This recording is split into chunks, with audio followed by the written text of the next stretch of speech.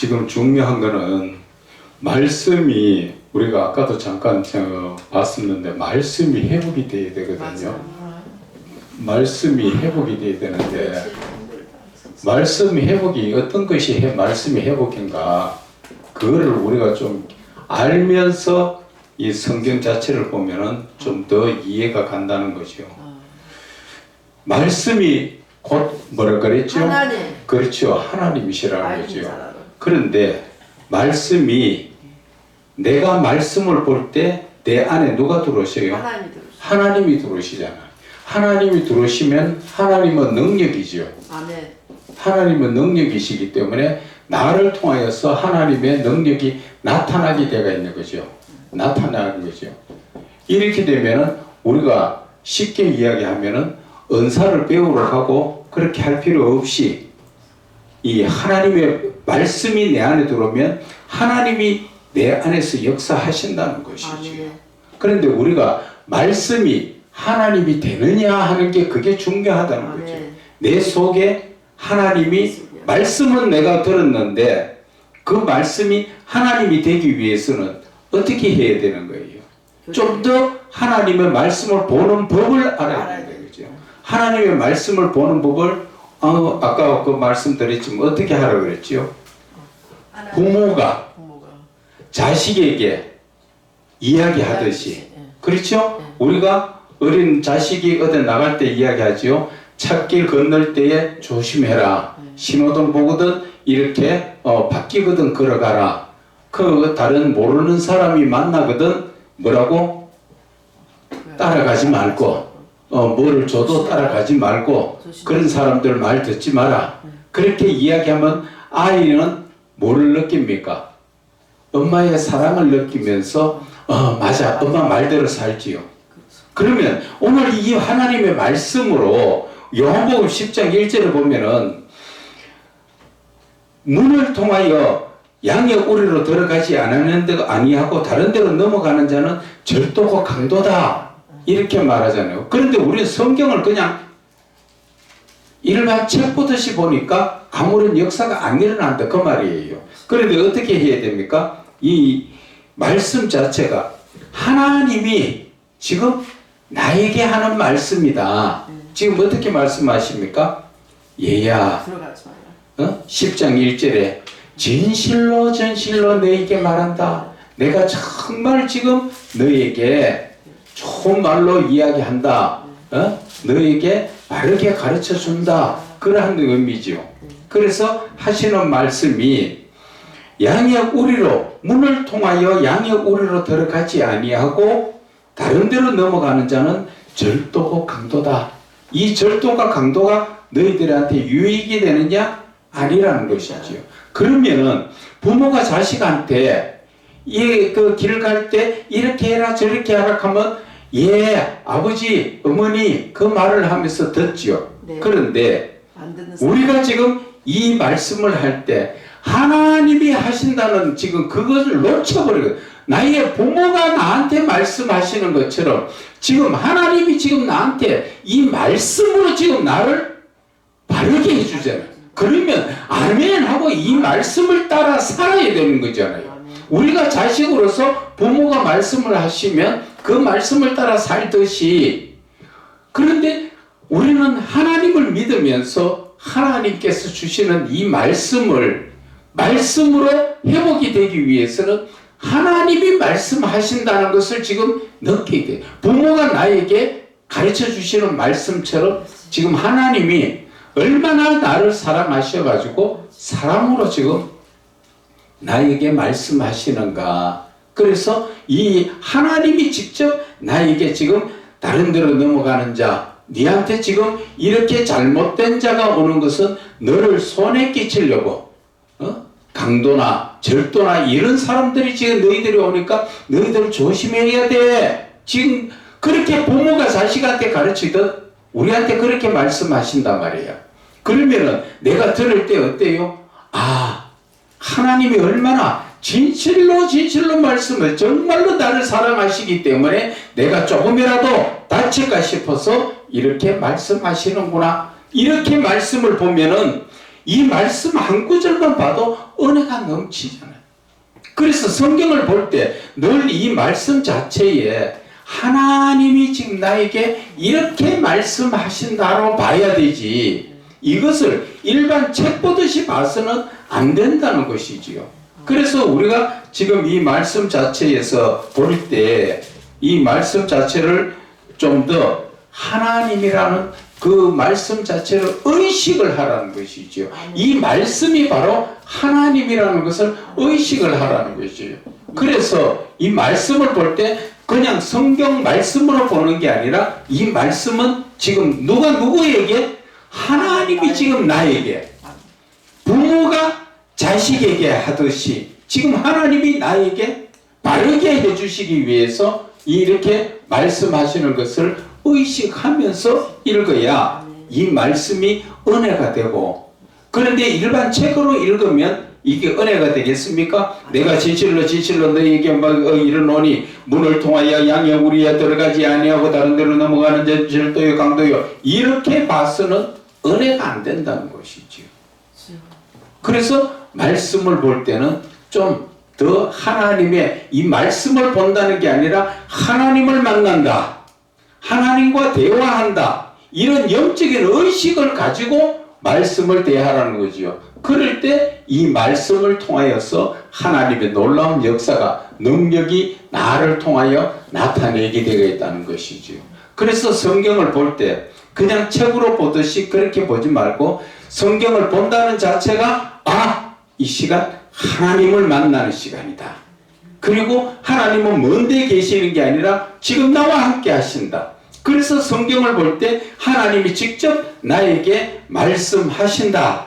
지금 그렇게 의식을 하면서 성경을 볼 때 성경이 쉽게도 깨달아지고, 거기에 성경에서 하나님의 놀라운 사랑의 역사를 우리가 느낄 수 있으니까, 그래서 말씀이 회복되기 위해서는 하나님이라는 자체를 의식을 하면서 볼 때 말씀이 우리에게 회복이 되는 거지요. 그래서 내 안에 말씀이 들어온다는 것은 내 안에 하나님이 계시는 것이고, 그 하나님이 계시니까 그 능력의 하나님이 언제든지 나를 통하여 능력을 나타내신다는 것이죠.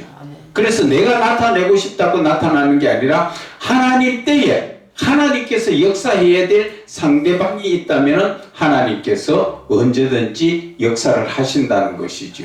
그래서 우리가 중요한 것은 말씀이 바로 하나님이시라는 것을 의식을 하는 이 자체가 중요하다는 거죠. 그러면은 말씀이 좀 더 쉽게 열려진다, 그 말씀을 드리는 것입니다. 그래서 말씀이 능력이 되는 것을 우리가 한 번 더 의식을 하면서 이 본문의 말씀을 봅니다. 본문의 말씀이 오늘 10장, 요한복음 10장 15절 말씀, 14절까지는 지난 시간에 봤고, 오늘은 15절부터거든요. 아버지께서 나를 아시고 내가 아버지를 아는 것 같으니 나는 양을 위하여 목숨을 버리노라. 지금 이 말씀 자체가 여기에서 아신다는 것은 사랑하시고로 바꾸어 이해를 하면은 낫다는 것이지요. 15절에 아버지께서 나를 사랑하시고 이렇게 바꾸어서 이거 보게 되면은, 성부 하나님은 성자 예수님에 대하여 아심으로 사랑하시고, 역시 성자 예수님도 성부 하나님을 사랑하심으로 말미암아 성자 예수님은 성부 하나님의 맡기신 사명을 순종하기 위하여 영혼 구원의 목적을 두시고 자신을 십자가의 죽음으로 희생할 수 있는 것이 바로 순종이라는 것이죠. 그래서 16절에 또 이 우리에 들지 아니한 다른 양들이 내게 있어 내가 인도하여야 할 터이니 그들도 내 음성을 듣고 한 무리가 되어 한 목자에게 있으리라. 지금 이 말씀은 삼위의 하나님이신 예수님의 생명의 복음으로 말미암아 아직 구원받지 못한 유대인들과 이방인 곧 잃어버린 양떼인 온 인류의 구원을 위하여 삼위의 하나님이신 예수님은 복음을 전파하여야 한다는 것을 말씀하시는 것이지요. 그래서 그들도 지금 내 음성을 듣고 그 음성을 듣는 사람들이 누구라 그럽니까? 이 우리에 들지 아니한, 지금 아직 예수님의 말씀을 듣지 못하고 있는 믿음이 없는 그 사람들 중에 아직 다른 양들이 내 주변에 많이 있다는 것이지요. 그들이 하나님은 택하신 자들이요 아직 구원받지 못한 자들이지요. 그런 자들이 지금 예수님의 음성을 들어야 할 것이기 때문에 내게 있어 내가 인도하여야 할 터이다. 지금 예수님께서 구원의 길로 아직 예수를 믿지 않고 있는 사람들을 예수님으로 이끌어서 그 영혼들도 구원해야 한다 하는 것을 말씀하시지요. 그래서 17절에 내가 내 목숨을 버리는 것은 그것을 내가 다시 얻기 위함이니 이로 말미암아 아버지께서 나를 사랑하시느니라. 지금 내 목숨을 버린다는 것은 삼위의 하나님이신 예수님께서 십자가의 죽으심을 말씀하시지요. 우리를 죄에서 구원하시고자 우리의 죄를 대신 지시고 스스로 자신을 십자가에 내어 주셨다는 것이며 다시 생명의 부활을 이루신다는 것을 말씀하시는 것이지요. 그래서 갈라디아서 1장 4절에 그리스도께서 우리 하나님 곧 우리 아버지의 뜻을 따라 이 악한 세대에서 우리를 건지시려고 우리 죄를 대속하기 위하여 자기 몸을 주셨다. 지금 이렇게 말씀하시지요.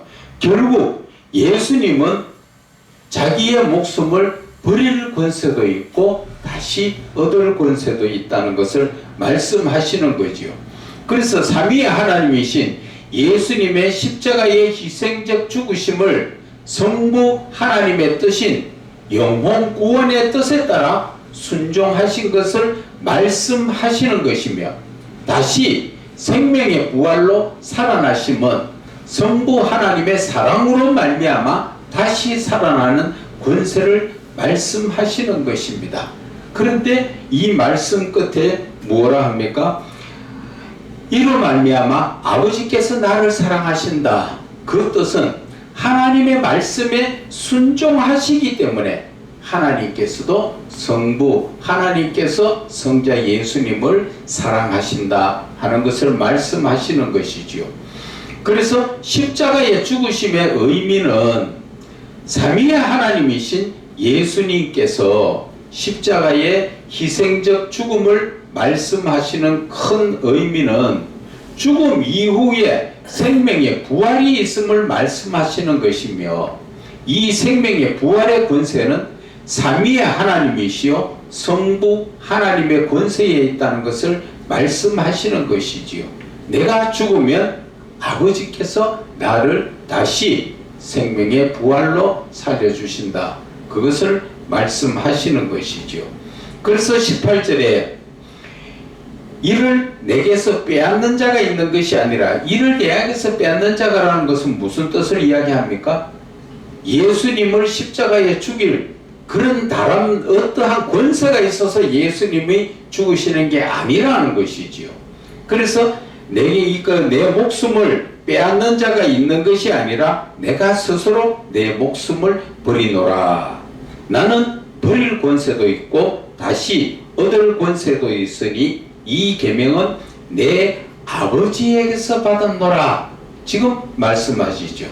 삼위의 하나님이신 예수님은 성부 하나님의 뜻에 따라 죽기까지 순종하심으로 말미암아 성부 하나님의 거룩하신 참 사랑을 나타내시는 것이지요. 그래서 빌립보서 2장 8절에 사람의 모양으로 나타나사 자기를 낮추시고 죽기까지 복종하셨으니 곧 십자가에 죽으심이라. 십자가의 죽으심은 하나님의 명령이요 예수님께서 거기에 순종하는 것을 말씀하시는 것이지요. 그래서 나는 버릴 권세도 있고 나는 다시 얻을 권세도 있는 이 내 계명은 아버지에게서 받았노라. 삼위의 하나님이신 예수님께서 세상의 어둠의 권세에 눌려 할 수 없이 죽은 것이 아니라 사랑하는 양떼의 생명을 구원하고 영생을 주시기 위해 스스로 죽으실 권세를 성부 하나님께로 받으신 것입니다. 그래서 요한복음 3장 34절에 예수께서 이르시되 나의 양식은 나를 보내신 이의 뜻을 행하며 그의 일을 온전히 이루는 것이 예수님의 영적인 양식이라고 말씀하신 것은 성자 예수님은 본체 삼위의 하나님이시지만 육신의 몸을 입고 이 땅에 오신 것은 성부 하나님의 뜻인 영혼 구원에 순종하신 것이며, 이 말씀에 우리가 잘 봐야 되는 것은 온전히 하나님 아버지의 말씀에 순종하는 것에 우리 초점을 맞춰야 된다는 것입니다. 그래서 순종한 것이며 육신적 생명에 대하여 내 목숨을 버리거나 얻을 신적 권세, 신으로서의 권세를 지니셨다는 것을 말씀하시면서 이러한 신적 권세는 성부 하나님께서 주신 것을 말씀하시는 것입니다. 그래서 삼위의 하나님은 한 분이시지만 그래도 성자 예수님은 성부 하나님의 명령에 따라서 그 명령에 지키기 위해서 목숨까지 버리는 순종의 삶을 사신다 하는 것을 말씀하시는 것입니다. 자, 19절에 이 말씀으로 말미암아 유대인 중에 다시 분쟁이 일어나니, 유대인들 중에 삼위의 하나님이신 예수님의 말씀을 듣고 영적으로 눈을 뜬 자와 율법의 지식을 고수하며 예수님을 대적하는 눈을 감은 영적 맹인들 두 부류의 사람들 간에 다시 분쟁이 일어났다, 그 말씀이지요. 그래서 이들의 분쟁의 초점은 안식일에 맹인을 치료한 것에 대하여 안식일보다 사람의 영혼 구원을 중요시하는 예수님을 따르는 자와 율법을 사람보다 더 중요하게 여기는 율법적 유대인들과의 분쟁이라는 것이지요. 그래서 안식일이 중요하냐 사람이 중요하냐, 그래서 유대인들은 뭐라 그럽니까? 율법을 지키지 않는 사람은 그 사람은 죄인이다, 하나님으로부터 오셨다는 걸 알면서도 그 죄인이란 멍에를 덮으셔서 죽이려고 하는 것이 율법적인 사람들이라는 것이지요. 그러나 예수님은 뭐라 그러십니까? 마가복음 2장 27절에 안식일이 사람을 위하여 있는 것이요 사람이 안식일을 위하여 있는 것이 아니다. 이 말씀을 우리가 신앙적 삶 속에서 여러분들이 인도자들이기 때문에 잘 아셔야 한다는 것입니다. 내가 지금 사람이 중요하냐 안식일이 중요하냐, 이 말씀 속에서 안식일은 사람을 위해서 있는 것이지 사람이 안식일을 위해서 있는 게 아니다. 어느 것이 더 중요한가, 그 자체를 예수님께서 말씀하여 주신 것입니다. 그래서 20절에 그 중에 많은 사람이 말하되 그가 귀신 들려 미쳤거늘 어찌하여 그 말을 듣느냐.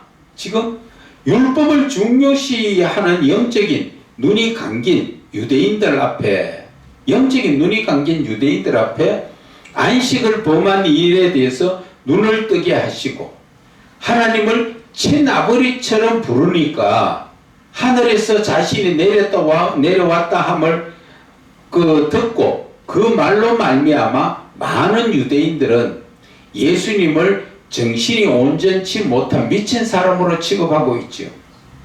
그것은 왜 그렇습니까?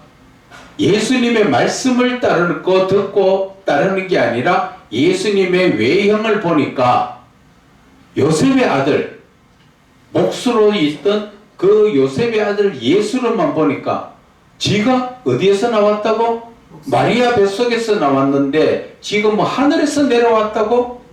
그래서 그 말을 하는데 그 부모도 마리아도 처음 들을 때는 예수님이 성령으로 잉태했을 때는 좀 기억하면서 다시 새롭게 뭔가 영적으로 생각하고 예수를 바라봤지만 세월이 30년이 넘게 흐르니까 마가복음 2장 27절에 마가복음 3장 21절에 예수의 친족이 누구예요? 엄마와 형제들이요. 예수님의 형제들이지요. 그들이 듣고 그를 붙들러 나오니 이는 그가 미쳤다 하밀러라. 엄마도 잊어버린지요. 세월이 지나니까 성령으로 잉태된 것을 잊어버리고 하늘에서 내려왔다 하니까 자가 지금 미쳤는가 보다. 그리고 동생들도 형제들도 다 엄마 뱃속에서 나와 같이 나왔는데 자기가 무슨 하늘에서 내려와서 우리 형님이 좀 맛이 갔는가 보다. 그래서 지금 여러 사람들 앞에 가르치니까 미쳤다고 지금 데리러 왔죠. 지금 그런 세상이라는 거죠. 우리도 그래요. 영적인 것을 말하면 미쳤다고. 그것을 알지 못하는 자가 그런 소리 하는 거예요. 그래서 이 영적인 부분도 똑바로 알아야 된다는 게 바로 그런 거예요. 그냥 영적이라고 무조건 다 영적인 게 아니라 아까도 말씀했지요. 여기에 그때 나이 드신 목사님 찾아와 갖고 나를 가르치려고 왔었지요. 가르치려고 왔었는데 뭐라고 이야기합니까? 사도 바울은 거짓말쟁이다. 그래서 그 악한 잘못된 놈이다. 이런 식으로 해가 유튜브에 올리고 난리가 나고 그랬다. 이제 나한테 그걸 가르치려고 왔는데 이야기를 들어보니까 갈라디아서 1장에서부터 시작해서 말씀을 잘못 풀었더라고. 잘못 어떻게 풀었느냐. 사도 바울이 내가 가르치는 복음 외에 다른 복음 전하면 그것이 잘못됐다고 이야기했죠. 그래서 그 사람은 그 말만 가지고 어떻게 풀었느냐. 성경 전체는 많이 알고 많이 잘 풀었어요. 그런데 그 부분에 하나가 잘못 풀리니까 다 거꾸로 잘못돼 버리는 거죠. 그래서 그 사람은 사복음서 전에 제일 먼저 나온 게 갈라디아서가 나왔는데 갈라디아서에서 이 복음 말고 다른 데 나오는 것은 전부 잘못됐다고 이야기하니까 그러면 사복음서 마태, 마가, 누가, 요한복음 나온 거는 그럼 전부 거짓말이냐? 그러니까 사도 바울이 거짓말쟁이다, 악한 자다, 잘못됐다. 어떻게 지 말이 다 맞다고 이야기하느냐? 사복음서가 있는데 그런 식으로 성경을 잘못 풀어가지고 참 아깝더라고. 그만큼 많이 영적으로 열려져가 있는데 하나 잘못 푸니까 전부 악하게 보고 그래서 대끼리고 뭐고. 한 가지만을 보면은 이게 잘못된 게들이 너무 많아요. 그래서 그것을 내가 이야기했어요. 왜 그 복음이 그 사도 바울이 했는 복음이 그게 제일 최초의 복음이라고 보느냐? 그렇게 보면 안 된다. 성경을 넓게 봐야 된다. 그런 식으로 이야기하니까 그것이 조금 그 마음에 걸렸지요. 그래서 대화를 하다가 멀리서 나한테 가르쳐 주려고 쫓아왔다가 대화해 보니까 아니다 싶으니까 후닥닥 도망을 갔지요. 도망을 갔는데 그 양반이 자체가 말하는 자체는 다른 성경적으로는 봤을 때 영적으로 많이 깊이 있게 들어간 사람이에요. 그런데 그 하나를 잘못 푸니까 칼빈도 잘못됐고 뭐도 잘못됐고 전부 악한 놈들이라 하고 막 놈자가 들어가고 난리를 치고 있죠. 그래서 성경이라는 것은 항상 그 하나만 가지고 파면 절대 안 됩니다. 넓게 봐야 돼. 넓게, 폭넓게. 그렇게 봐야 이해가 되고 또 넘어갈 거는 넘어가야 된다. 그 말씀을 드립니다. 자, 이제 10장 21절에 어떤 사람은 말하되 이 말은 귀신 들린 자의 말이 아니라 귀신이 맹인의 눈을 뜨게 할 수 있느냐. 지금 이 말은 귀신 들린 자의 말이 아니다. 예수님께서 전하는 복음은 귀신 들린 자의 말이 아니라는 것이지요. 유대인 가운데 삼위의 하나님이신 예수님의 말씀을 듣고 영적인 눈을 뜬 자들은 영적 분별력을 얻음으로 말미암아 하나님의 역사하심과 귀신의 역사를 분별이 되지요. 아멘. 그런데 이것이 분별이 안 되니까 지금 왜 분별이 안 됩니까? 율법에 집착하다 보니까. 아직 그래서 영적으로 다른 말은 듣지를 안 하니까. 그런데 왜 하나님으로부터 내려왔으면 당연히 하나님의 말씀 율법을 지켜야 되는데 왜 안식일을 안 지키고 병곤 쳤느냐? 그것이 지금 시비거리잖아요. 지금. 그래서 우리가 말씀을 볼 때는 이러한 것을 잘 봐야 된다는 거죠. 그래서 성경을 한번 잘못 풀면은 계속 그것이 연관되가 나가기 때문에 말씀 자체가 다 잘못되게 받아들이는 거지요. 그래서 어떤 사람들은 말하되 이 말은 귀신 들린 자의 말이 아니다. 지금까지 했던 말 들어봐라. 귀신이 어떻게 이런 말을 할 수 있고 귀신이 어떻게 귀신이라는 뜻은 여기에서는 죄인을 이야기하는 거지요. 죄인이 맹인의 눈을 어떻게 들서 할 수 있겠느냐? 맹인의 눈을 뜬 것도 지금까지는 사람이 할 수 없었던 것을 하는 것은 그분이 하나님께로부터 오셨기 때문에 그것이 유대 지도자들인 니고데모가 고백한 말이지요. 당신은 하나님으로부터 오신 분이라는 것을 우리가 알고 있다 그잖아. 그런데도 막상 삶에서는 그것이 나의 유익과 내 삶의 유익과 연결되어 있기 때문에 그것을 받아들이지 않는다 하는 것입니다. 22절에 예루살렘에 수전절이 이르니 때는 겨울이라. 이 말은 유대인들의 절기로서 예루살렘 성전의 봉헌을 기념하는 8일간 지키는 그것을 수전절이라고 이야기하지요. 그래서 수전절은 유대인들이 지키는 절기로서 유대 종교력으로 유대 종교의 달력으로 9월 25일부터 8일간 지키는 것으로서 그 유래는 BC 예수님이 오시기 이전 164년경 시리아의 폭군 안티오쿠스 에피파네스가 더럽힌 예루살렘 성전을 유다 마카피가 주동이 되어 가지고 예루살렘 성전을 다시 회복해 가지고 하나님 앞에 봉헌하게 된 그 기념을 수전절이라고 해서 유대 절기로서 지키는 것이다. 그것을 말씀하시는 것입니다. 그래서 10장 23절에 예수께서 성전 안 솔로몬 행각에서 거니시니 여기에서 수전절이 날씨가 추운 겨울이므로 예수님은 행각으로 가신 것이며 또 그곳은 사람들이 많이 모임으로 말미암아 복음을 전하기에 좋았던 그러한 장소였다는 것이지요. 그래서 행각이라는 것을 우리가 지금 잠깐 살펴보면 우리나라의 왕궁에 가보면 누각처럼 생긴 것이 그런 것이 아니고 그렇게 왕궁 안에 있던 누각처럼 이렇게 지붕이 있고 이게 기둥이 세워지고 이런 것이 아니고 거기에는 양쪽에 줄줄이 늘어선 그 기둥 위에 지붕이 덮여 있으면서 벽이 없는 복도를 말하는 것이지요. 그래서 여기서 쭉 가면 기둥만 쫙 서가 있는데 거기에 일부는 지붕이 덮여져가 있다. 그래서 그 지붕이 덮여 있으면서 벽이 없다. 그래서 이쪽으로도 갈 수 있고 이쪽으로도 갈 수 있고 기둥만 쭉 서가 있는 그런 곳이다. 그래서 솔로몬 행각은 예루살렘 성전 안에 있는 것으로서 솔로몬이 예수님 오시기 전 959년경 완공한 성전의 행각이라 하는 것을 우리가 상식적으로 그저 알아놓으면 되겠다 말씀을 드립니다. 24절에 유대인들이 애워싸고 이르되 당신이 언제까지 우리 마음을 의혹하게 하려 하나이까? 그리스도이면 밝히 말씀하소서.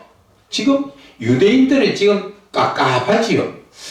직접적으로 내가 그리스도다 그렇게 말씀은 안 하시면서 하는 것은 보면 하나님의 아들이다, 하나님이 내 아버지다, 그가 보내서 내가 왔다 그런 말씀을 하시면서도 그 확실하게 딱 잘라가지고 김은기다 아니다 그 말씀을 안 하시니까 율법적 유대인들의 적대적 시비는 어떻게 하면 예수님을 지금 시비를 걸까 대적을 할까 하는 그런 사람들은 예수님을 애워싸고 자신들의 의문과 호기심에 대하여 예수님의 직접적인 말씀을 통하여 확실한 대답을 듣고 의문에 대한 판단을 하려고 지금 추궁을 하죠. 확실하게 해보세요. 당신 누구예요? 지금 그렇게 지금 묻고 있는 거나 같지요. 그래서 25절에 예수님께서 대답하시되 내가 너희에게 말했으되 믿지 아니하는도다. 내가 내 아버지의 이름으로 행하는 일들이 나를 증거하는 것이거늘 지금 내가 아버지로부터 왔다 하늘에서 내려왔다고 해도 믿지 않고 있지 않느냐 지금 그 말씀이지요. 그래서 내 아버지의 이름으로 행하는 일 내가 말로 해도 듣지 않았지만 내가 지금 표적을 일으켰는 그 자체를 지금 봤을 때도 믿지 아니하느냐 그 말씀을 하시는 것입니다. 그래서 성령님이 없는 율법적이고 지식적인 신앙인들에게는 삼위의 하나님이신 예수님의 모든 말씀을 믿을 수가 없지요. 왜? 성령이 안 오셨기 때문에. 그래서 우리 예수 믿는 사람도 마찬가지입니다. 교회 안에서 하나님의 말씀을 아무리 전해도 그게 성령이 계시는 사람들은 그들은 하나님의 말씀을 듣고 깨닫지만 교회 안에서도 성령이 없으면 무슨 말 하는지 못 알아듣습니다. 또 듣고도 금방 잊어버리지요.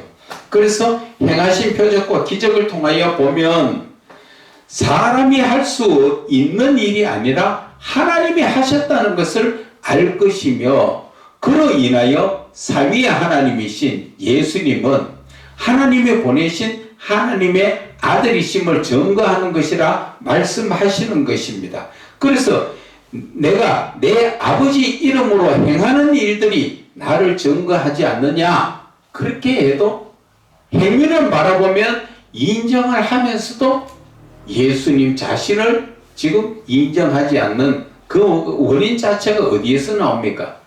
결국은 시기 질투고 그리고 그 자체가 자기들의 유익이 끊어지니까 이제 예수님이 계속 살아서 그렇게 역사하시게 되면 유대 종교에서는 다 떠나가지요. 다 예수 믿으러 가니까 자기들의 이제 먹고 살 그 모든 것들이 유익에 떨어지니까 결국은 예수가 없어야 자기들이 산다. 그 이야기지요.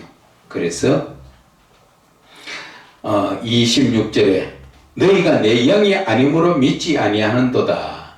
26절에 내 양이 아니므로 유대인들의 율법적 지식에 적대적 신앙으로 말미암아 거룩하신 하나님의 아들이신 예수님을 믿음으로 받아들이지 않는 것은 삼위의 하나님께서 그들을 택하지 않으셔서 성령을 주시지 않았기 때문에 그래서 에베소서 2장 8절에 너희는 그 은혜에 의하여 믿음으로 말미암아 구원을 받았으니 이것은 너희에게서 난 것이 아니요 하나님의 선물이라는 것입니다. 그래서 우리가 믿는다는 자체를 내가 하나님 앞에 자랑스럽게 내세워놓을 게 아니지요. 내가 믿는 믿음은 하나님이 주신 선물이라는 것이지요. 그런데 우리는 그 선물을 받아가지고 하나님의 말씀대로 사느냐? 어제 설교 말씀처럼 그리스도인다운 삶을 사느냐는 것이지요. 입으로는 늘 하나님을 찾는 것 같지만 내 삶을, 믿음을 내 삶에다 나타내야 되는데 우리는 내 삶에 믿음을 나타내지 않는 거예요. 그래서 우리가 온전한 믿음의 삶을 살아야 된다는 것을 말씀을 하시는 것입니다. 그래서 27절에 내 양은 내 음성을 들으며 나는 그들을 알며 그들은 나를 따르니라. 여기에서 보면 내 양은 누구를 이야기합니까? 하나님이 택하신 자는 그들은 하나님의 말씀을 듣고 또 그렇게 말씀을 듣는 그들을 하나님은 그들을 알고 그들은 하나님의 말씀을 따라서 예수를 따라 믿음의 삶을 산다는 것을 말씀하시는 것이지요. 그래서 율법을 지키고 따르는 유대인과는 달리 삼위 하나님이신 예수님을 믿는 그리스도인들은 예수님의 생명의 말씀을 들음으로 말미암아 예수님을 알고 믿으며 그 말씀을 따라 순종의 삶을 산다는 것을 말씀하시지요. 그래서 로마서 10장 17절에 그러므로 믿음은 들음에서 나는데 그 들음은 그리스도의 말씀, 예수의 말씀으로 말미암는다 말씀하시잖아요. 그래서 우리가 하나님의 말씀을 듣지 않고는 믿음이 서지 않는다는 것입니다. 그래서 우리는 항상 이 예배를 통하여 하나님을 만나는 시간을 가지고 하나님과 교제하는 시간을 드리고 예배를 통하여 내 자신을 드리는 영적인 삶을 우리가 살 줄 알아야 됩니다. 그런데 대부분 요즘 많은 사람들이 예배를 교회 가지 않고 가정에서 대충 그렇게 드리는데 그것은 옳지 못하다 하는 것을 말씀을 드리는 것입니다. 그래서 28절에 내가 그들에게 영생을 주노니 영원히 멸망하지 아니할 것이요 또 그들을 내 손에서 빼앗을 자가 없느니라. 지금 예수님께서 누구에게 영생을 준다 합니까? 믿는 자에게. 예수 그리스도의 말씀을 듣고 예수님을 믿는 자에게 영생을 주는데 영생을 어떻게 주십니까? 잘 가지고 있다가 죽어서 천국에 갔을 때 영생 줍니까? 아니죠. 내가 믿음으로 믿을 때에 이미 하나님은 영생을 주셨고 그래서 보혜사 성령님을 영원히 너와 함께 하리라 말씀하신 것이 거기에서 주시는 성령을 통해서 이미 영원히 시작부터 지금부터 시작해서 영생이 시작이라는 것을 아셔야 하는 것입니다. 그래서 오늘 말씀하시는 것이 영생을 주노니 영원히 멸망하지 아니할 것이요. 그런데 우리가 멸망당할 자가 되지요. 왜 그래요? 우리는 믿음에 섰다가 믿음에 서지 못하고 죄악 가운데 빠져 있기가 때문에 그래서 한번 주신 영생이 변해지는 게 아니라 내 믿음이 죄악으로 인해서 변해지고 왔다 갔다 하니까 우리가 이 구원과 영생이 이루어지지 않는 부분이 있지요. 그러나 빨리 회개하고 돌이키면 구원과 영생은 계속적으로 이루어진다는 것을 말씀하시는 것입니다.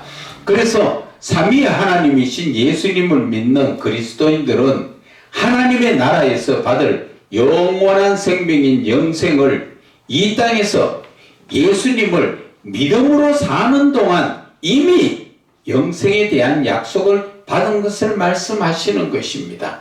그래서 영생은 삼위 하나님이신 예수님께서 성부 하나님을 믿는 거룩한 자들에게 주시는 영원한 생명인 것으로서 죄와 사망의 권세를 이기고 얻는 하나님의 선물이요 상급인 것입니다. 그래서 요한복음 5장 24절에 내 말을 듣고 또 나 보내신 이를 믿는 자는 영생을 얻었다. 이미 얻었다 그러죠. 영생을.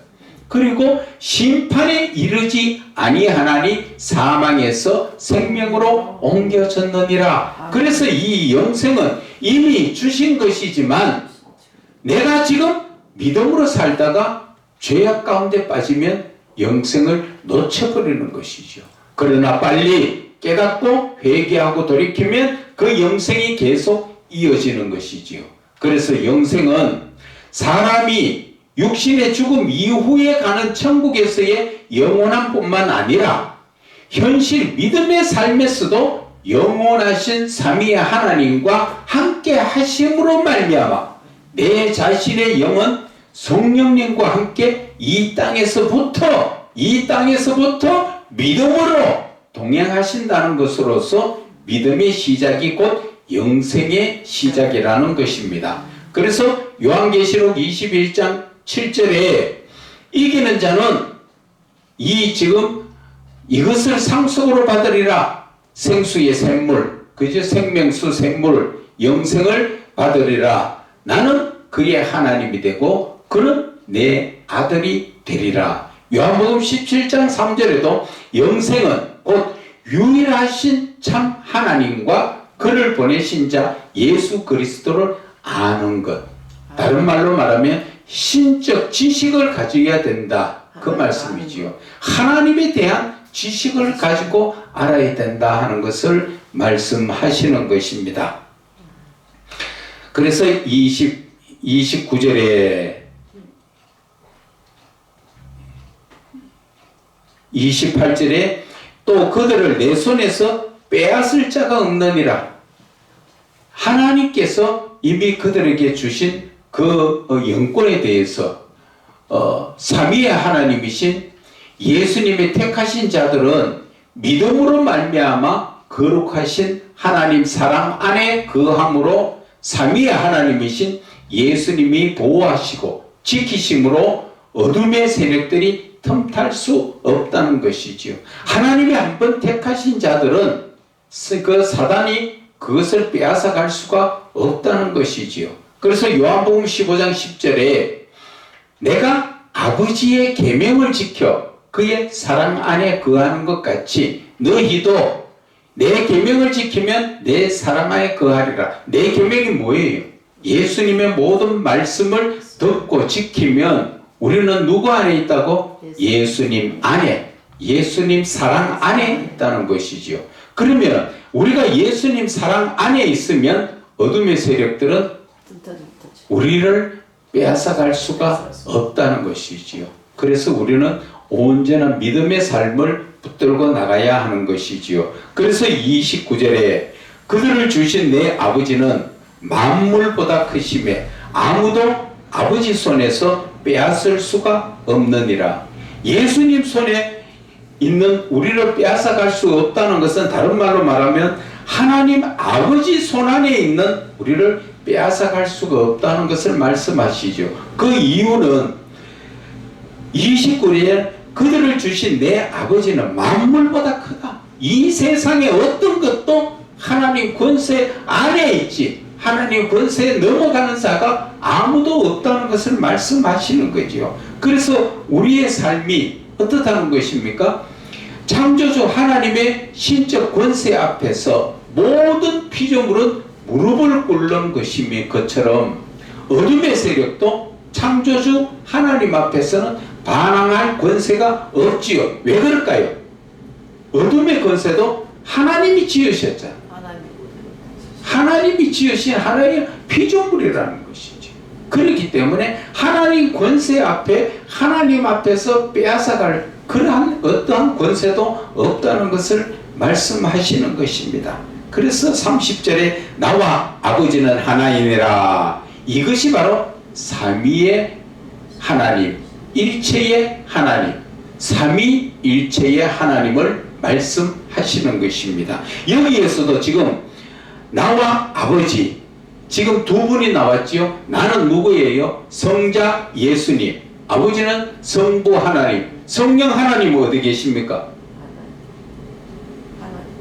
지금 여기에서 성자 하나님, 그 성령 하나님 어디 계십니까? 하나님입니다. 말씀하시는 지금 우리 그렇죠. 우리에게 전하시는 분이 성자 성령 하나님이시잖아요. 그래서 삼위의 하나님은 떨어져 있는 분이 아니라고 말씀드리지요. 그런데 어떤 목사님은 그것이 자꾸 아버지 따로 자식 따로 이렇게 각자 따로 일한다고 말씀하시는데 아니에요. 한 분이세요. 항상 요한복음에 보면 그게 다 잘 나오지요. 아버지는 내 안에 계시고 내가 전하는 말은 누구 말이라고? 아버지가 내 안에서 주시는 말씀을 내가 전한다 그죠. 그럼 내가 전할 때 아버지는 이미 내 안에 들어가 계시잖아. 그러니까 그분들은 한 분이라 하신 거예요. 삼위의 하나님이신 거예요. 그런데 자꾸 그것을 떨어놓고 근데 그렇게 사용을 잘 안 해요. 근데 수부께서 삼일체를 많이 가르쳤거든요. 근데 이 장로교회에서 다른 데서는 그렇게 삼위 하나님이라고 잘 안 하더라고요. 그렇게 따로 자꾸 떨어져 가지고 성령 지금 성령 논 성령 시대다 하고 성령만 역사하는 것처럼 그렇게 말하고 하는데 그게 잘못됐다는 것이죠. 오케이. 그래서 이 말씀을 좀 더 깊이 있게만 보면 예수님이 요한복음을 통해서 이 삼위의 하나님이 삼위일체라는 것을 충분히 말씀해 놓으셨어. 다른 그 사복음서보다도. 그런데 이 요한복음의 이 중요성을 이런 것을 우리가 깊이 안 보니까 성령이 역사하실 때는 성령 하나님이 따로 하시고 또 예수님은 따로 역사하시고 자꾸 그렇게 보는데 그게 아니라 항상 그분들은 함께 하시면서 각자의 일을 하시는 것이다. 그냥 하나님의 어떻게 역사하고 기적을 역사하고 하나님의 능력을 나타내는 이런 말씀을 많이 하고 그 한 말씀을 잘 안 해요. 자, 그래서 이 지금 오늘 이 말씀으로 지금 또 유대인들이 마음에 걸리지요. 31절에 유대인들이 다시 돌로 치려 하는데 지금 유대인들이 왜 예수님을 돌로 치려 합니까? 나와 아버지는 하나이다. 그렇지요. 나와 아버지는 하나다. 지금 그러니까 삼위 하나님이신 예수님은 성부 하나님과 성령 하나님과 함께 삼위일체의 하나님인 것을 말씀하시는데 이 삼위의 하나님이 한 분이시라는 것은 요한일서 5장 6절에 이는 물과 피로 임하신 이시니 곧 예수 그리스도시라. 물로만 아니라 물과 피로 임하셨다. 여기서 물은 하나님의 말씀을 의미하고 피는 예수 그리스도의 그 십자가의 피를 말씀하시지요. 그래서 이를 정언하는 이가 성령이시다. 분명하게 나와 있잖아요. 예. 이 말씀을 우리가 이 요한일서 그 5장 6절의 끝부분의 말씀 이거를 잘 아셔야 돼요. 정언하시는 이가 성령이시니 성령은 진리시다. 그래 성령은 이 말씀 속에서 잘 이렇게 거론되지 않지만 우리에게 전해주는 분이 바로 성령이시다. 왜냐하면 요한복음 그 말씀에 성령께서 우리에게 생각나게 하고 우리에게 그렇죠. 그래서 요한일서 5장 8절에 성령과 물과 피라 또한 이 셋은 합하여 하나이라. 삼위일체 하나님을 말씀하시지요. 그런데 우리가 지금 대부분 성경을 보면은 아버지, 아들만 나오지 성령은 잘 안 나오는데 성령은 항상 안 나와도 우리에게 말씀을 듣게 하시고 생각나게 하시고 깨닫게 하시고 이것이 바로 성령에 함께 하고 계신다는 것이지요. 그래서 빌립보서 2장 6절에 그는 근본 하나님의 본체시나 하나님과 동등됨을 취할 것으로 여기지 아니하시고 그래서 요한복음 1장 1절에도 태초에 하나님이 계시니 이 말씀이 하나님과 함께 계셨으니 이 말씀은 곧 하나님이시니라. 본문의 말씀에서 삼위의 하나님이 함께 하신다는 것을 살펴보면 성부 하나님의 말씀인 성자 하나님은 말씀 가운데 나타나지만 성령 하나님은 막상 거론되지 않지만 요한일서 5장 6절에 이 말씀을 항상 여러분들이 잘 기억해야 됩니다. 정언하는 이는 성령이시다. 그래서 성령님은 삼위의 하나님이 함께 하심을 정언하심으로 말미암아 자신을 나타내시는 것이다. 그래서 유대인들이 다시 돌로 치려고 하거늘 율법주의의 유대인들은 자신들이 지극히 거룩하게 하나님을 신으로 섬기는데 자기네들은 하나님을 지극한 하나님으로 그 하나님을 섬기는데 그 하나님을 예수님은 자신의 아버지로 또 자신이 하나님과 동등됨으로 말하는 것에 대하여 유대인들은 도저히 참지 못하고 신성모독이라는 것이죠. 내가 지금 섬기는 그 하나님을 네가 아버지라고 그래? 너는 지금 목수의 아들이잖아. 그런데 네가 하나님의 아들이라고? 그래서 지금 도저히 받아들이지 못하고 돌로 치려고 지금 성령이 안 왔기 때문에. 그렇죠. 성령이 오시지 않으면 그것을 알 수가 없는 것이지요.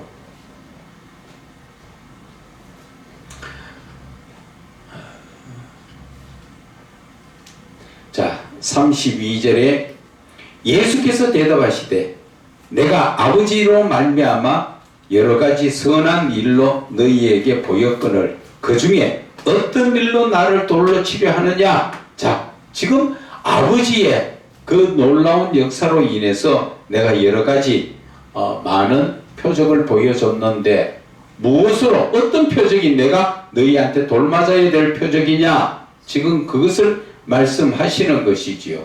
그래서 삼위의 하나님이신 예수님은 지금까지 모든 복음의 사역의 일을 예수님 안에 임재하신 성부 하나님의 뜻과 그 사랑을 따라 행하신 것을 말씀하시면서 그 중에 무엇이 돌맞을 일인가 대하여 말씀하시는 것입니다. 예수님 안에 누가 계신다고? 하나님, 성부.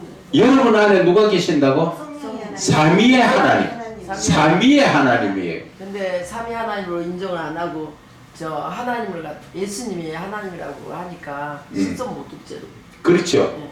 그래서 자기들이 보는 예수는 목수의 아들인데 하나님의 아들이라, 그것도 하나님이 그냥 옆집의 아저씨의 아들이다 하면 모르는데 하늘에 계신 내가 섬기고 있는 최고의 권위의 하나님을 갖다가 아버지라 그러니까 그 사람들은 지금 성령이 안 왔으니까 도저히 이해가 안 돼가 돌로 치려고 하는 지금 그런 입장이라는 것이지요. 그래서 성부 하나님의 뜻과 그 사랑을 따라 행하신 것을 말씀하시면서 그 중에 무엇이 내가 지금 돌맞을 일을 했나 한번 말해봐라. 그러니까 33절에 유대인들이 대답하되 선한 일로 말미암아 우리가 너를 돌로 치려는 것이 아니라 신성 모독으로 인함이니 네가 사람이 되어서 자칭 하나님이라. 이 말씀이 바로 그 말씀이잖아. 네가 지금 목수의 아들로 지금 와가지고 있는 건데 우리가 다 알고 있는데 너 엄마 마리아 아니야. 너가 아버지 요셉이잖아. 그래 네가 분명히 사람인데 어떻게 네가 하나님의 아들이라고? 그러니까 너는 신성을 모독했다. 하나님의 신적인 그 성품을 모독한 자로서 너는 돌맞아 죽어서 당연하다. 지금 그런 얘기를 하는 것이지요. 그래서 유대인들의 율법적이요 지식적인 신앙의 육신적인 삶은 삼위의 하나님이신 성령이 없으므로 영적인 것을 보지 못하고 듣지도 못하며 알지도 못함으로 인하여 육신적인 눈에 보이는 것을 판단함으로 말하는 것으로서 삼위의 하나님이신 예수님의 그 모든 영적인 복음 사역을 알지 못하고 이해하지 못함으로 신성모독이라는 죄로 정죄를 하는 것이다. 우리의 교회 안에서도 똑같습니다. 성령 받지 못하면 아무리 스데반처럼 현실을 이야기를 해도 받아들이지 못하고 돌로 치게 되어 있는 거예요. 그래서 저와 여러분들이 예수를 믿는다는 것은 근본 성령 하나님이 항상 나와 함께 하신다는 것이에요. 그것을 좀 더 확대 이야기하면은 삼위의 하나님이 나와 함께 하고 계신다는 거예요. 삼위 하나님이라고 쓴 사람이 별로 없어요. 그렇죠. 전부 성령만 치고 따로따로 분별해 가지잖아. 그러니까 어떤 목사님처럼 전번에 여기서 잠깐 변론이 일어나듯이 하나님이 따로 일하시고 그 예수님 따로 일하시고 성령 따로 일하신다고 그렇게 말씀하시는 것처럼, 그러나 삼위의 하나님은 한 분이시기 때문에 항상 같이 하신다는 것을 우리가 깨달아야 하는 것입니다. 그 보혜사 그 성령님에 대해서 알면은 그게 이해가 되겠더라고요. 그렇죠. 요한복음 14장 26절 말씀을 항상 기억을 해야, 인식을 해야 되겠다. 그래서 유대인들의 율법적이고 지식적인 신앙의 육신적인 삶은 삼위의 하나님이신 성령이 없으므로 영적인 것을 보지 못하고, 이것이 중요해요. 성령이 안 들어오시면 영적인 것은 보지도 못하고 듣지도 못하고 알지도 못함으로 인해서 육신적인 눈에 보이는 것으로 판단하고 말하는 것으로 삼위의 하나님이신 예수님의 그 모든 영적인 복음 사역을 알지 못함으로 이해하지 못하고 결국 하나님의 아들이 예수님을 신성모독죄로 죽이려고 하는 것이지요. 그래서 우리가 예수를 믿는다는 것은 우리는 축복받은 사람이에요. 아멘. 우리가 하나님의 그 피조물인데 우리의 이 피조물에 하나님이 함께 하신다는 자체가 우리는 이 세상 어떠한 로또가 뭐 몇만 개가 와도 그거하고 바꿀 수도 없는 거예요. 이 세상의 것은 다 버리고 가야 되잖아. 그런데 우리는 이 세상의 것에 매여 가지고 어떻게 하면 좀 더 가질까 먹을까 그 자체가 다 누가 주는 거라고? 세상의 어둠의 세력들이 주는 것인데 목회자들이 거기에 끌려다니면서도 영분별이 안 되니까 그래서 하나님이 무엇을 말씀하시는가 목회자들도 좀 더 이렇게 묵상을 하면서 나가면 되는데 묵상을 안 하다 보니까 내 생각대로 예수를 믿어. 내 생각대로 믿는 거는 오늘도 아까 하나님의 형상에 대해서 말씀했지요. 내 생각은 하나님과 반대되는 거예요. 그런데 우리는 그것이 하나님이 주신 것으로 착각하면서 우리가 그래 살고 있다는 것이요. 어떤 분이 한 분이 말씀하시더라고. 하나님을 믿는 게 아니라 하나님을 알고만 있기 때문에 믿는 거하고 아는 거하고 틀린다는 거죠. 알기만 알면 무슨 소용이 있느냐는 거죠. 믿어야 된다는 거죠. 그래서 이 성경 자체에 예수라는 것을 우리는 언제나 믿음이 뭐예요? 내 삶을 믿음으로 살아야 되는 거죠. 그것을 우리는 깨닫고 알아야 한다는 것입니다. 그렇게 말씀하니까 그 연약한 사람들은 그 말씀이 뭔지를 몰라요. 모르는 사람들 많죠. 믿음으로 산다는 게 그냥 뭐 주여 믿습니다. 여기 뭐 이렇게 보이지 않는 거 실상 있잖아. 보이는 것들이 실상이다. 기적적인 거 하나님 뭐 역사하신 거 믿는 거 저는 그렇게 많이 들었는데 거기서 내려받은 게 있었어요. 창세기 15장 6절에 예수님이 아니 하나님 그랬잖아요. 내 앞에 있는 거. 하나님이 내 앞에 있다고 생각하고 믿는 거예요. 그게 코람데오. 그게 나는 하나님 앞에 있다. 그게 믿음이라고 믿음에 그랬더라고요. 그것이 결국은 내가 눈을 뜨는 상태에서 항상 하나님이 내 앞에 계시고 눈을 감아도 나는 하나님 안에 있는 것.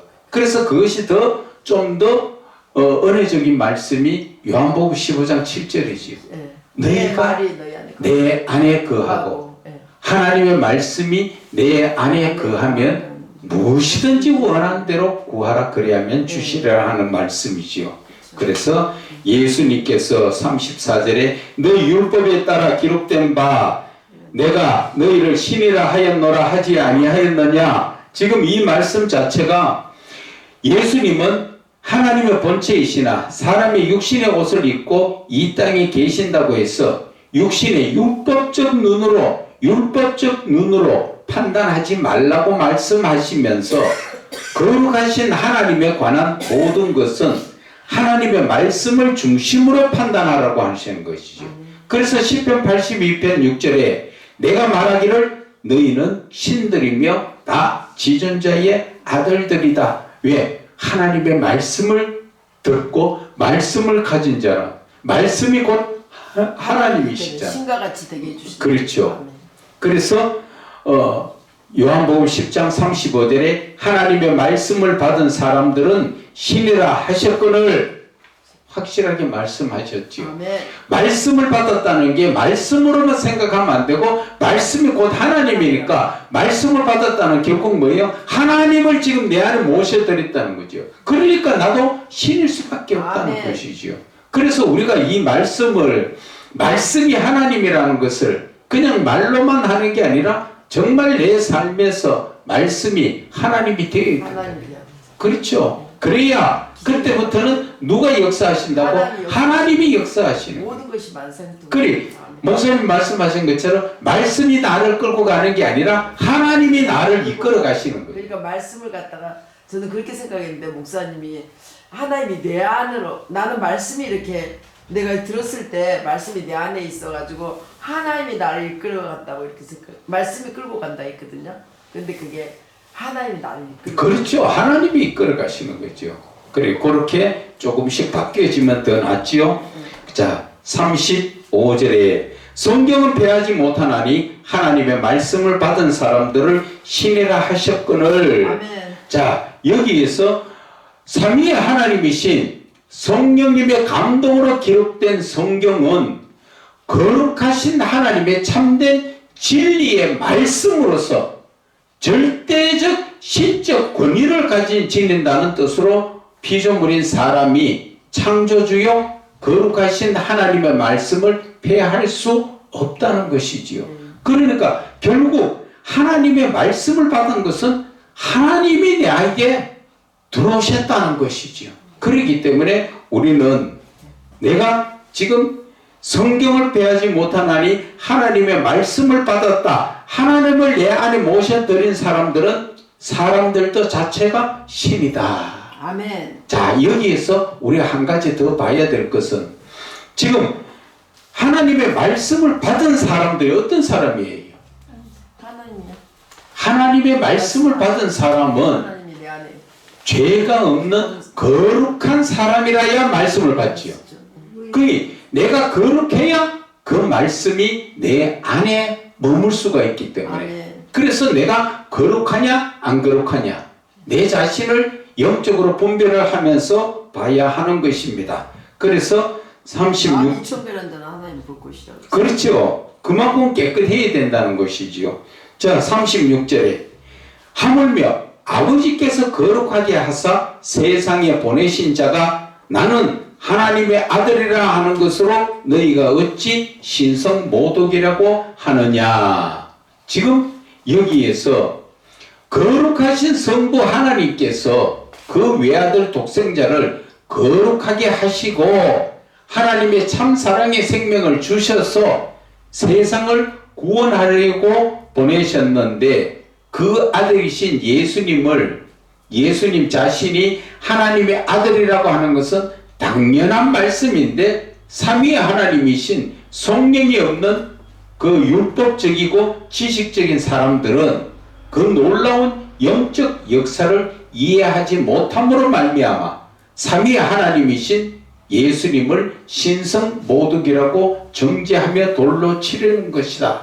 자, 그 아들 예수님을 하나님의 아들이라고 하는 것은 당연한 것이다. 왜? 삼위의 하나님이 나에게 함께 하시기 때문에.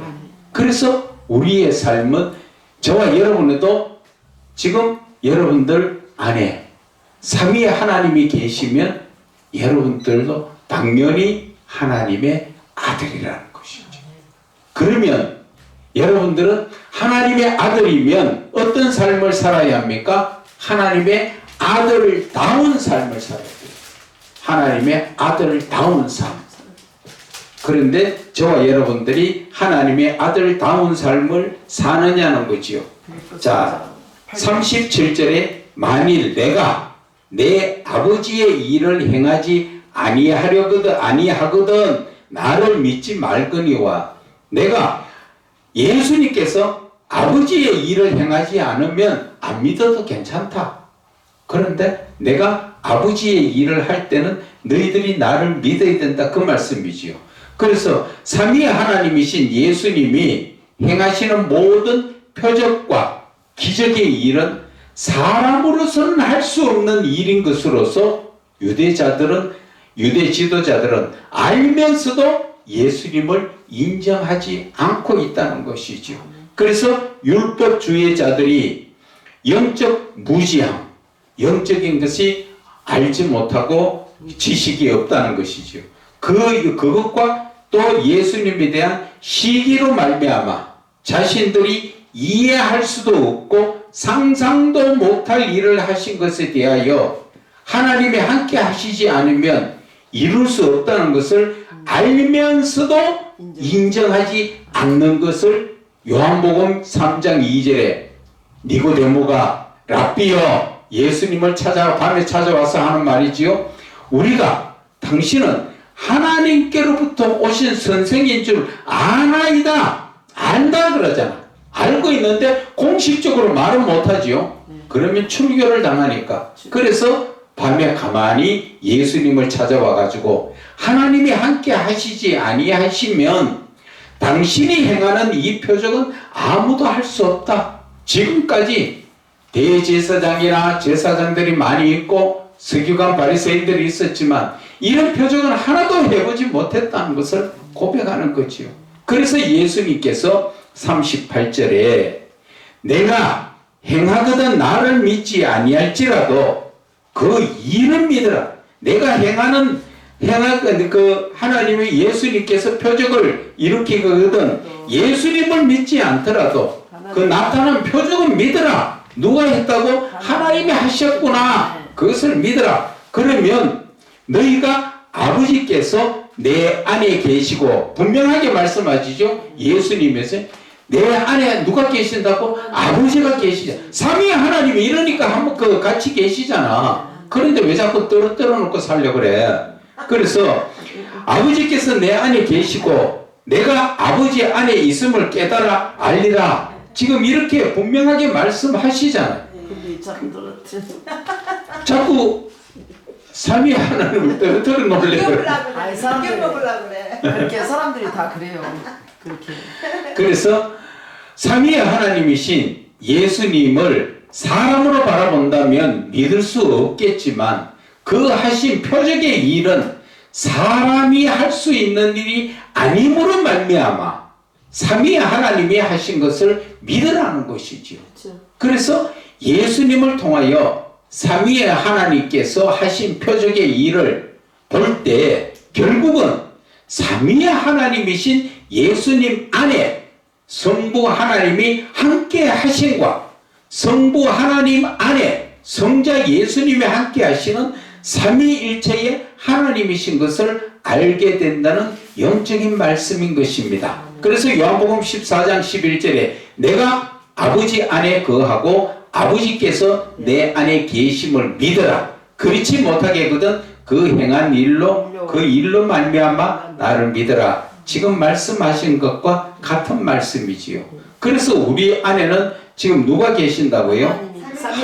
삼위 하나님이 계시고 예수님 안에도 예수님이 혼자 지금 뭐 하늘에서 뚝 내려오셔서 혼자서 뭐 그 하는 게 아니라 하나님이 예수님 안에 계시면서 예수님이 그렇지요. 그래서 자연적 영적 교제를 나누면서 대화를 하듯이 이 말씀에서 하고 싶은 말은 여러분 안에도 삼위 하나님이 계시니까 삼위 하나님과 영적 교제를 나누라는 것이지요.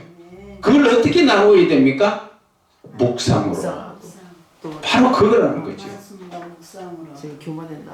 그 목사님한테도 목사님 하시는 말 똑같이 있거든.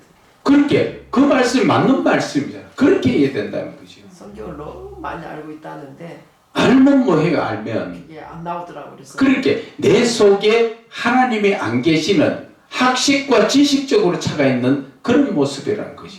그래서 하나님에 대해서 영적으로 말하면 그 신적 지식이 무지하다.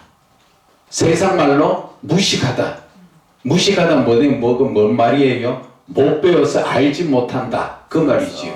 그것처럼 영적인 부분도 그래서 호세아 말씀에 그렇잖아요. 하나님 말씀을 지식이 없어서 망한다. 그렇죠. 힘써 알라. 네. 그 말씀을 우리가 그냥 읽는 게 아니라 그 말씀이 나에게 주시는 말씀이라 너에게 주는 말씀이 아니라 나에게 주시는 말씀이라고. 그래서 우리는 자꾸 목사들은 이 말씀을 갖다가 너에게만 자꾸 주려고 하지. 너에게만 주는 게 아니라 그 말씀이 나에게 주는 말씀이라는 것을 우리는 깨달아야 하는 것입니다. 그래서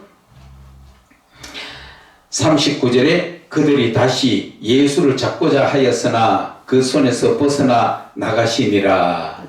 그래서 예수님의 유대인들의 적대적 행위로 말미암아 예수님을 잡고자 하나 삼위의 하나님이신 예수님은 아직 자신의 때가 아니므로 그들의 권세에서 벗어나시는 것입니다. 그래서 40절에 다시 요단강 저편 요한이 처음으로 세례 베풀던 곳에 가사 거기 거하시니라. 삼위의 하나님이신 예수님은 유대인들의 적대적 행위를 피하시고 요한이 세례를 베풀었던 요단강 그 강변에서 제자들과 잠시 거기에서 거하시는 것이다. 그래서 많은 사람이 왔다가 말하되 요한은 아무 표적도 행하지 아니하였으나 요한이 이 사람을 가리켜 말한 것은 다 참이다. 정말 그 말이 다 맞더라.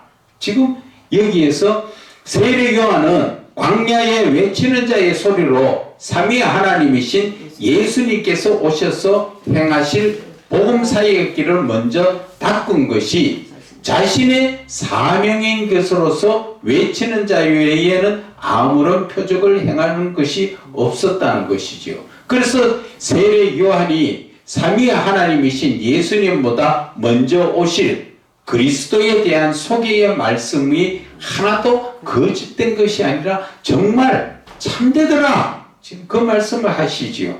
그래서 42절에 그리하여 거기서 많은 사람이 예수를 믿으니라. 율법적이며 지식적인 유대인들의 적대시하는 핍박과 박해 속에서도 삼위 하나님이신 예수님은 성부 하나님의 참 사랑으로 말미암아 구원이시요 생명의 말씀으로 영혼 구원하시며 많은 표적을 보이심으로 인하여 많은 사람들이 삼위 하나님이신 예수님을 믿고 따르게 된 것이다. 오늘이 이 말씀까지입니다. 자, 여기에서 우리가 여기에서 한 가지 짚고 넘어가야 되는 것은 지금 말씀 가운데서 느껴야 되는 게 뭡니까? 성부 하나님, 성자 예수님, 성령 하나님, 이 하나님은 한 분이시라는 것이죠. 제발 이 갈라놓지 말라는 거죠. 따로따로 갈라놓지 말고. 알면서도 이게 조지신학에서 배웠는데도 우리가 이게 자꾸 이게 분리를 시키는 만약에 그런 식으로 가르쳤어요. 지금까지. 그래서 성령론 그 성부 하나님에 대해서 이게 전부 따로따로 이렇게 신론하고 이렇게 따로 나오다 보니까 이렇게 되어 있는데, 이것이 지금 우리는 알아야 될 것은 이 삼위의 하나님이 함께 하나의 하나님으로서 함께 하시는 것, 이 자체가 중요한 거예요. 자꾸 떨어져 놓지 말고 삼위의 하나님은 한 분이시다. 그리고 말씀이 곧 하나님이셔야 되는 것. 아멘. 이것이 의식적으로 우리가 말씀을 볼 때마다 말씀으로만 보지 말고 하나님을 만난다고 의식을 하고 보라는 거지요. 그리고 하나님이 지금 나에게 말씀하신다. 부모가 자식이 얻어갈 때 차 조심해라, 길 조심해라 자꾸 이야기해 주시듯이, 그럴 때 우리는 생각할 때 뭐라 그래요? 아, 부모가 나를 생각하시고 나를 사랑하니까 모든 걸 조심하라고 말씀하신 것처럼 오늘 하나님께서 우리의 영적인 길을 말씀해 주시는 거예요. 그래서 삼위의 하나님이 한 분으로서 우리에게 말씀으로 역사해 주실 때 우리는 이 말씀을 아멘으로 받을 때 말씀이 곧 하나님으로 형상화가 된다는 것이지요. 그래서 우리는 이 말씀이 오늘 전체적으로 다 봐도 뭐냐? 말씀이 곧 하나님이시라는 거예요. 이거예요. 아멘. 그래서 우리는 말씀을 받은 게 아니라 지금 하나님과 교제를 나눈 거예요. 이게 내 마음속에서 자리 잡아야 되고, 항상 이 삼위의 하나님의 말씀이 삼위의 하나님이라는 것을 의식적으로 내 마음속에 자리를 잡아야 돼요. 그래야만 하나님의 이 놀라운 역사가 누구를 통하여? 내가 말씀을 들을 때 그 말씀이 나를 통하여 하나님으로서 역사를 하는 거예요. 역사를 하시는데 그것이 인식이 안 돼가지고, 그렇죠. 오랫동안에 그게 습관이 돼가지고 하루아침에 고치려 하니까 자꾸 이렇게 잊어버릴 때가 있어요. 그러니까 자꾸 의식을 해야 된다는 거죠. 의식을 해야 되더라고요. 오늘은 의식에 대한 것을 꽂혔어요, 제가. 그래서 내가 지금 말씀을 들어도 말씀을 듣는 게 아니라 하나님이 내 안에 들어오시는구나. 삼위의 하나님이 나에게 들어오시는구나. 그러면 예수님처럼 예수님이 뭐라 그래요? 내가 스스로 하는 말이 아니라 내 안에 아버지가 계시고 아버지께서 하시는 말을 내가 전하는 것처럼 저와 여러분도 마찬가지라는 거죠. 내 안에 삼위의 하나님이 들어오시니까 그 삼위의 하나님이 나에게 말씀하여 주시는 것을 나는 전하는 자예요. 아멘. 예수님도 전하시는 것이지 가르친 게 아니잖아요. 하나님의 말씀, 하나님이 나에게 주신 말씀으로 가르치고 전해준 거지. 내가 스스로 한 게 아니라고 예수님 분명하게 요한복음에 나와 있습니다. 내가 스스로 말하는 것이 아니라 그 분명히 말씀하신 거예요. 그것처럼 저와 여러분도 이제 주의 종이면 특히나 하나님의 음성을 듣고 전해야 되는 목자라면 분명하게 내 안에 삼위의 하나님이 계셔야 되고 그분이 나를 통하여 하시는 말씀을 내가 전해야 되는 게 이게 지금 핵심이라는 것이죠. 내가 들어야 전할 수가 있죠. 그렇죠. 듣지 않고서 어떻게 전할 수가 있냐면 그러니까 전하려고 하면 어떻게 해야 돼요? 묵상을. 묵상을 해야지. 그렇죠. 그리고 성도들에게도 그렇게 그러잖아요. 지금 하나님이 내 앞에 계신다고 들으라 그러잖아요. 그렇죠. 그러면 이제 코람되어 진짜 하나님과 이렇게 이야기를 해야 되잖아요. 근데 우리는 그걸 그동안에 잘 안 하더라고요. 그렇게 그거를 목회자들이 제대로 영적으로 깨우쳐주고 해주지를 못했다 그 이야기예요. 그러다 보니까 전부 어떻게 가르쳤어요? 내 생각대로. 내가 그냥 학식과 지식적으로 깨달은 것을 가르치다 보니까 영적인 부분이 지금까지 갈수록 자꾸 영적인 부분이 쇠퇴해 가고 있다는 것이죠. 그리고 또 회개라는 것도 이렇게 가르치면서 사람이 무조건 회개하라 그러잖아요. 네. 그래서 세상 사람들이 봤을 때 믿음이 없는 사람들은 아니 예수 믿는 사람 맨날 회개만 하면 되겠지 잘못해도 에? 그렇게 말하는데 그게 아니다는 거예요. 회개가 내가 입으로만 회개가 아니라 그래갖고 회개도 우리가 그걸 알아야 돼요. 이 회개에 대해서도 우리가 지금 그 회개는 잘못된 것을 하나님 앞에 고해서 죄를 사함받는 거죠. 그렇죠. 죄 사함이잖아요. 죄 사함인데 이 죄에 대해서 사함을 받는 것을 위해서 회개를 하는데 이 죄에 대해서 벌을 받는 것은 받아야 됩니다. 받아야 돼. 제 대가는 그렇죠. 작은 거나 큰 거. 출애굽기에 보면 분명히 나와 있어요. 우리가 회개를 해도 그 죄에 대해서만 사함을 받지 죄에 대한 벌은 사함을 받는 게 아니라는 걸 알아야 돼요. 그래서 우리가 지금 늘 모르는 사람들은 뭐라 그래요? 내 죄 짓고 내가 하나님 앞에 눈물 한 방울 찍 흘리고 회개만 하면 다 끝났다. 끝난 게 아니라 그 회개에 대한 죄에 대한 벌은 받아요. 당연히. 그것을 지금 똑바로 좀 가르쳐야 돼요. 목회자들이. 그래서 그 다윗이 그랬잖아요. 용서는 했지만은 그 대가는 치르잖아요. 벌을. 그렇죠. 그걸 다 그렇게 그런데 이거를 안 가르친다는 거죠. 그리고 회개도 또 마찬가지지요. 회개에서도 영적 회개와 육신적 회개가 있지요. 육신적 회개는 어떤 거예요? 육신적은 사람과의 관계, 그죠? 사람과의 관계고 영적인 회개는 하나님과의 관계예요. 영적인 이 회개를 우리는 정말 진정을 해야 돼요. 왜?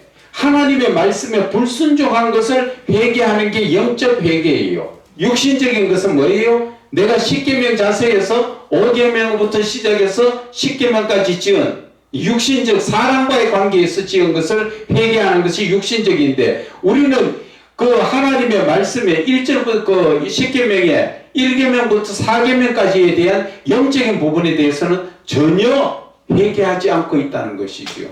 그래서 우리가 이런 것을 바르게 깨닫고 목회자들부터 이런 것을 바르게 가르쳐야 돼요. 그런데 지금 대부분 그 예수 믿는 사람한테 회개하라 하면은 뭐를 회개합니까? 육신적 회개. 그리고 어떤 분은 나는 일주일 전에 회개 다 해가지고 회개할 거 없다. 매일매일 삶에 우리는 영적인 회개를 해야 돼. 내가 하나님의 말씀에 매일매일 순종하지 못한 불순종의 죄를 왜? 아담 하와도 한 가지 죄가 불순종으로 쫓겨나가는 걸 알아야 돼요.